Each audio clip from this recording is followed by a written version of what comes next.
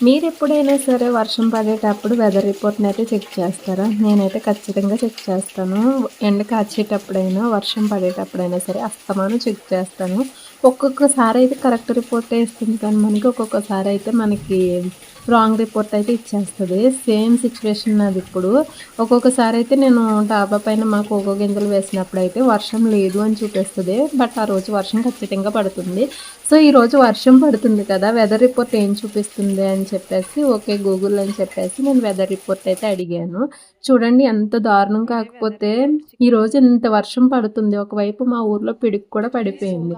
అంత వర్షం పడుతున్నా సరే ఈరోజు వర్షం 20% మాత్రమే ఉందని చెప్పేసి టైం మెన్షన్ చేసి ఇంకా 3:30 ఆ టైంకి కూడా 50% లోపే చూపిస్తుంది. ఈరోజు 70% మాత్రమే వర్షం పడుతుందని చూపిస్తుంది. మీకెప్పుడైనా ఇలా జరిగిందా? జరిగితే చిన్న కామెంట్ అయితే చేసేయండి. ఉంటాను మరి. బాయ్.